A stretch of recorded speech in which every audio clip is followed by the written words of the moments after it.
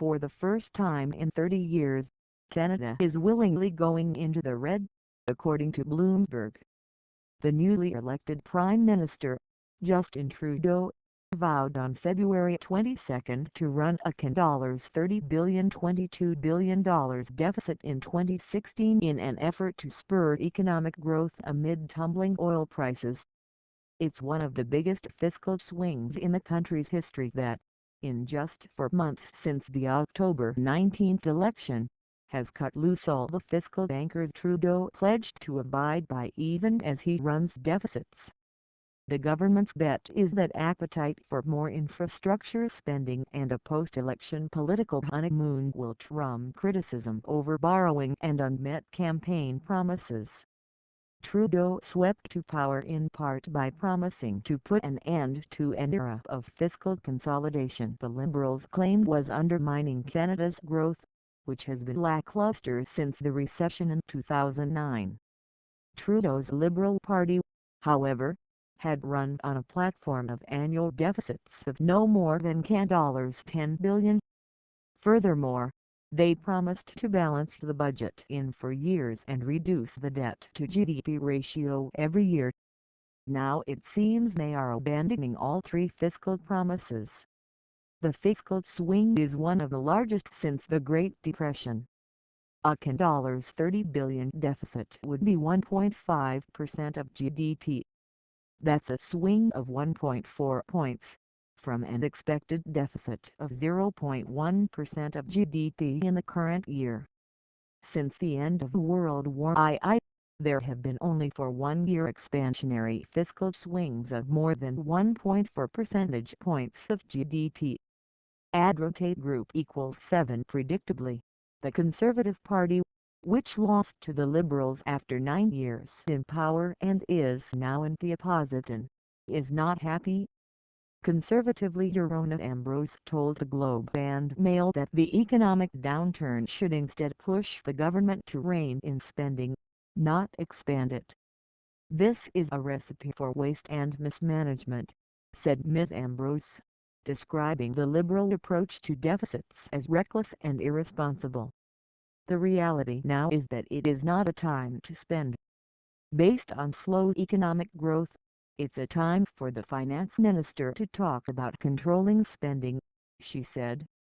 However, Theophilos Argyritis in Bloomberg argues that Trudeau's plan is more of a return to normal than a departure from conservative policies. While controversial given the country's recent record, the move in many ways is a return to the historical norms. How normal? Canada has run 110 deficits since it was formed in 1867, and in the 70 years since the end of World War II the federal government has run shortfalls 49 times. There is also a long history of using budgets as counter-cyclical policy, allowing deficits to grow during downturns and shrink in better times. There was one stretch between 1950 and 1970, under both Liberals and Conservatives, when a practice of seeking to fine-tune the expansion with fiscal policy was convention, with budget balances ranging from surpluses totaling 1.5% of GDP to deficits of 2.5%. In for a penny, in for a pound. With falling oil prices eroding Canada's revenue base, newly elected Prime Minister Justin Trudeau is fully embracing deficits, with his finance minister hinting Monday the country will run a deficit of about $30 billion $22 billion in the fiscal year that starts April 1. It's one of the biggest fiscal swings in the country's history that, in just 4 months since the October 19 election, has cut loose all the fiscal anchors Trudeau pledged to abide by even as he runs deficits. The government's bet is that appetite for more infrastructure spending and a post-election political honeymoon will trump criticism over borrowing and unmet campaign promises. It looks like the Liberals want to front-load as much bad news as possible in the hope when the election occurs in 4 years things will be better, said Nick Nanus, an Ottawa-based pollster with Nanus Research Group. Trudeau swept to power in part by promising to put an end to an era of fiscal consolidation the Liberals claimed was undermining Canada's growth, which has been lackluster since the recession in 2009.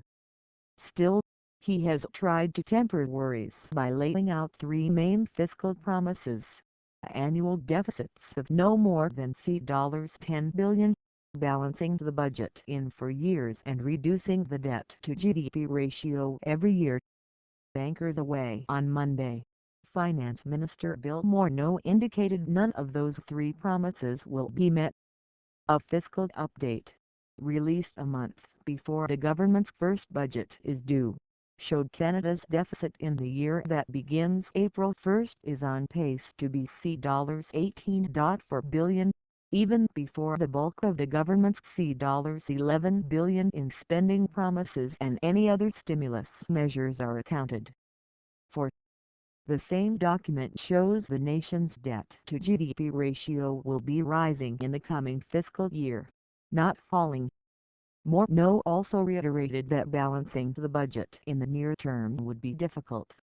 They're trying to justify breaking the campaign promise by somehow suggesting it's not their fault, Rona Ambrose, leader of the main opposition Conservative Party, told reporters in Ottawa.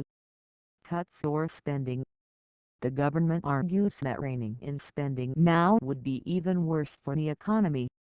I am happy to talk about campaign promises, Trudeau told lawmakers in Ottawa, citing his pledge to strengthen employment insurance, boost investments and help middle-class families. To be sure, the worsening fiscal outlook is hardly deleterious for Canada. The nation will continue to be the least indebted country in the group of seven and hold a stable AAA rating from Standard & Poor's, Moody's Investors Service and Fitch Ratings.